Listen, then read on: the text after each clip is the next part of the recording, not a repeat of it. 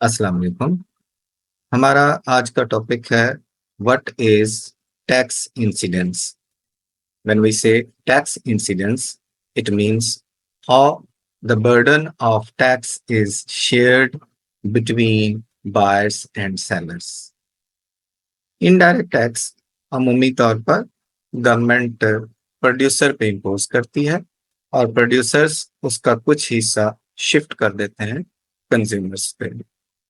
और कंज्यूमर और प्रोड्यूसर कैसे टैक्स बर्डन को शेयर करते हैं, इस टॉपिक को कहते हैं tax incidence. This tax incidence depends upon the elasticity of demand and the elasticity of supply.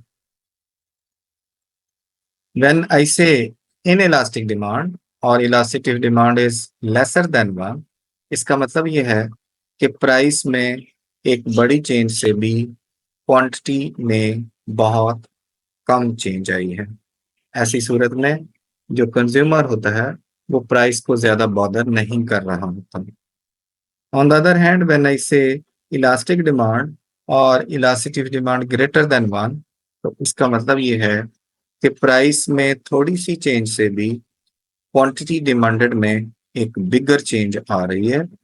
इसका मतलब ये है कि जो लोग हैं वो प्राइस कॉन्शियस हैं और वो हायर प्राइस पर ज्यादा खरीदने के लिए विलिंग नहीं होते। On the other hand, when I say elasticity of supply lesser than one और इनइलास्टिक सप्लाई, तो इसका मतलब ये होता है कि प्राइस में एक बड़ी चेंज से भी क्वांटिटी सप्लाइड में ज्यादा चेंज नहीं आई। एक्स एक्सिस पे हम क्वांटिटी लेते हैं, वर्टिकल एक्सिस पे हम प्राइस लेते हैं, ये सप्लाई कर रहे हैं।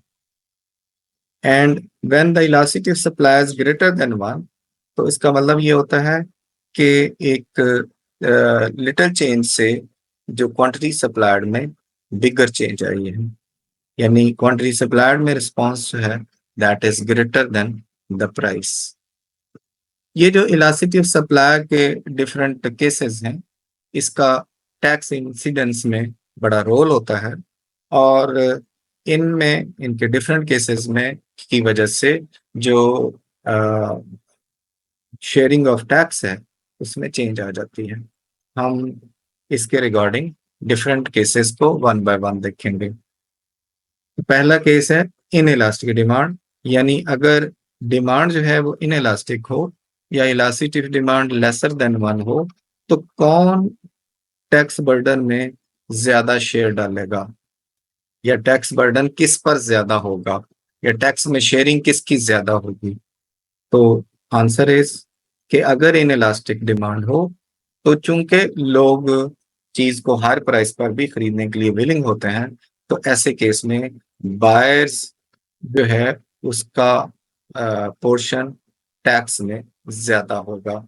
इसको हम एक ग्राफ से भी देख सकते हैं। जैसे ये ग्राफ है, इसमें ये जो डिमांड कर्व है वो इनइलास्टिक है। ये आपकी टैक्स से पहले की प्राइस थी, ये टैक्स से पहले की प्राइस है, ये टैक्स से पहले की क्वांटिटी है। उसके बाद गवर्नमेंट ने टैक्स इम्पोज कर दिया। इनडायरेक्ट टैक्स से अमूमी तौर पर जो सप्लाई कर्व है वो लेफ्टवर्ड शिफ्ट हो जाता है। जो सप्लाई कर्व लेफ्टवर्ड शिफ्ट होने से और टैक्स के आने से ये जो प्राइस है ये वो प्राइस है जो कि एक कंज्यूमर पे कर रहा है और ये वो प्राइस है जो प्रोड्यूसर को रिसीव हो रही है। मसलन कंज्यूमर दे रहा है 15 रुपीज और कंज्यूमर को रिसीव हो रही है 10 रुपीज। तो ये जो गैप है ये एक्चुअली 5 रुपीज का जो गैप है ये टैक्स है। अब क्वेश्चन ये है कि कौन इसमें से ज्यादा जो बर्डन शेयर करेगा जब आपकी डिमांड इनइलास्टिक हो। हमने कहा कि जब डिमांड इनइलास्टिक होती है तो ज्यादा बर्डन कौन शेयर करेगा, वो कंज्यूमर या बायर करेगा। तो कंज्यूमर का शेयर कितना होगा, ये जो प्राइस है जो ओरिजिनल थी ये इक्विलिब्रियम वाली प्राइस, इससे जो ऊपर का हिस्सा होता है ये tax shared by the consumer है और इससे जो नीचे वाला हिस्सा है ये वाला हिस्सा ये tax is borne by the producer है। तो जब आपकी डिमांड इनएलास्टिक होती है तो ज्यादा टैक्स कौन बियर करता है, ज्यादा टैक्स कंज्यूमर बियर करते हैं, बायर्स बियर करते हैं, और जो सेलर का या प्रोड्यूसर का शेयर उसमें कम होता है। फिर एक और केस है इलास्टिक डिमांड। अगर डिमांड इलास्टिक हो तो इसका मतलब है कि लोग प्राइस कॉन्शियस हैं, वो ज्यादा हायर प्राइस पर चीज को ज्यादा खरीदने के लिए विलिंग नहीं होते। तो ऐसे केस में सेलर जो है वो टोटल टैक्स का ज्यादा हिस्सा बियर करता है। इसको हम एक ग्राफ से भी देख सकते हैं। ये हमारा, इसमें देखें, ये जो सप्लाई कर्व है वो इलास्टिक है। ये इनडायरेक्ट टैक्स की वजह से सप्लाई कर्व शिफ्ट हो गया लेफ्टवर्ड। ये आपकी ओरिजिनल प्राइस थी। इससे ऊपर वाला हिस्सा, ये वाला हिस्सा कौन देगा? ये कंज्यूमर पे करेगा टैक्स में से। और ये जो नीचे वाला हिस्सा है ये कौन पे करेगा? ये प्रोड्यूसर करेगा। टोटल अमाउंट ऑफ टैक्स क्या होगी? ये टोटल अमाउंट ऑफ टैक्स है, और ये टैक्स रेवेन्यू है। अगर हम इसको रेक्टेंगल को कह लें तो ये गवर्नमेंट को सारा जो टैक्स है वो कलेक्ट होगा। ये वाला हिस्सा जो है गवर्नमेंट को कलेक्ट हो रहा है। अब इस कलेक्शन में कंज्यूमर का कितना हिस्सा है? ये ऊपर वाला हिस्सा जो है वो कंज्यूमर का है, और नीचे वाला हिस्सा जो है वो प्रोड्यूसर का है। तो ऐसे केस में जब डिमांड इलास्टिक होती है तो ज्यादा शेयरिंग कौन करता है टैक्स में? वो प्रोड्यूसर या सेलर कर रहा होता है। फिर एक और केस है जी, इन इलास्टिक सप्लाई। अगर सप्लाई कर्व इन इलास्टिक होगा तो उसका मतलब ये है कि प्राइस में एक बड़ी चेंज से भी क्वांटिटी सप्लाइड में कुछ ज्यादा चेंज नहीं आ पाएगी। तो ऐसी सूरत में जो टैक्स का बर्डन है वो ज्यादा शेयर कौन करेगा? वो प्रोड्यूसर करेगा। ये हमारा ओरिजिनल आ गया। ये टैक्स के बाद का मामला है। इसमें से टोटल जो अमाउंट ऑफ टैक्स है वो ये है। इस टैक्स अमाउंट में से जो कंज्यूमर की शेयरिंग क्या होगी? ये टैक्स रेवेन्यू कलेक्ट होगा कंज्यूमर की तरफ से, और ये नीचे वाला जो है वो प्रोड्यूसर की तरफ से। और प्राइस में चेंज देखनी है तो यहां से यहां तक जो प्राइस है पर यूनिट जो टैक्स के तौर पर, वो कौन देगा? वो प्रोड्यूसर देगा। और ऊपर वाला कौन देगा? कंज्यूमर देगा। तो ऐसी सूरत में जब इन इलास्टिक सप्लाई होती है तो प्रोड्यूसर का शेयर इन द टैक्स जो है वो ज्यादा होता है, और कंज्यूमर का शेयर जो है वो कम होता है। इसी तरह से अगर इलास्टिक सप्लाई हो तो ग्रेटर बर्डन कौन बियर करेगा? अगेन वो बायर्स या कंज्यूमर्स करेंगे। जैसे ये है, अब सप्लाई कर्व इलास्टिक हो गया, ये आपका इक्विलिब्रियम आफ्टर टैक्स हो गया, ये अमाउंट ऑफ टैक्स होगी टोटल। इसमें से ऊपर वाला हिस्सा कौन बियर कर रहा है? ये कंज्यूमर कर रहा है। ये कंज्यूमर कर रहा है। और नीचे वाला हिस्सा कौन बियर कर रहा है? ये प्रोड्यूसर कर रहा है। तो ऐसे केस में जब इलास्टिक सप्लाई होती है तो ज्यादा टैक्स में हिस्सा किसका होता है? वो प्रोड्यूसर या सेलर का होता है। इसी तरह से अगर हम कहें कि परफेक्टली इन इलास्टिक डिमांड हो, परफेक्टली इन इलास्टिक डिमांड का मतलब है कि आपका डिमांड कर्व वर्टिकल हो गया। अब डिमांड कर्व जब वर्टिकल हो जाएगा तो इसका मतलब है आप किसी भी प्राइस पर चीज को खरीदने के लिए विलिंग हो। ऐसी सूरत में the whole of the tax is borne by the consumers. सारा टैक्स कौन पे करेगा?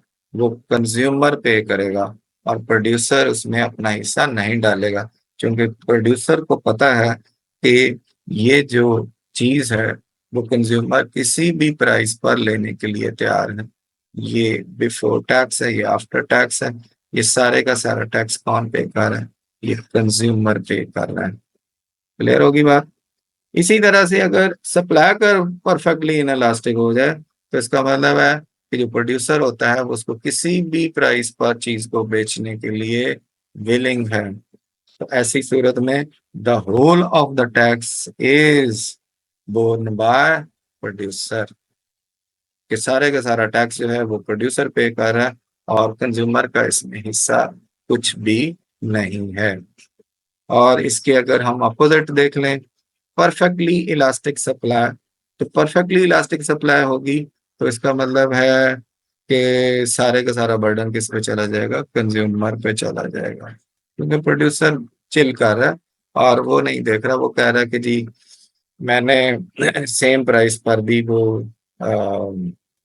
ज्यादा या कम बेचने के लिए विलिंग होता है।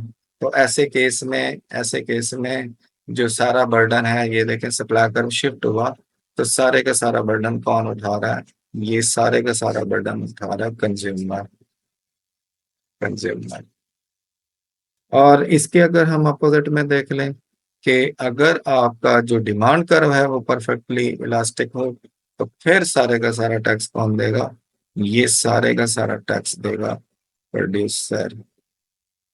ये जो आपकी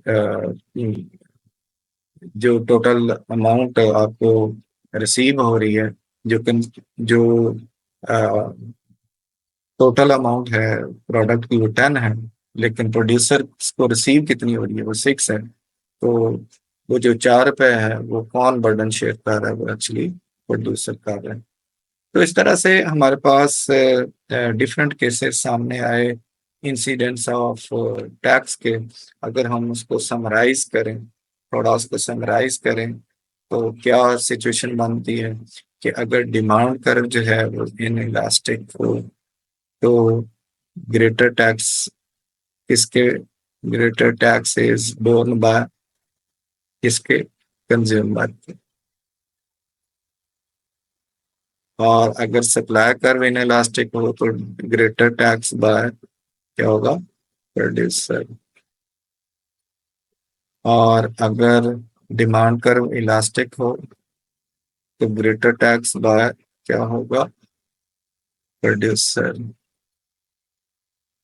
अगर सप्लाई कर्व इलास्टिक हो तो ग्रेटर टैक्स किसके? कौन पे करेगा? कंज्यूमर। अगर demand curve perfectly inelastic हो, परफेक्टली इन इलास्टिक हो, then whole tax by consumer. अगर supply curve perfectly inelastic हो तो होल टैक्स बाय क्या होगा? प्रोड्यूसर।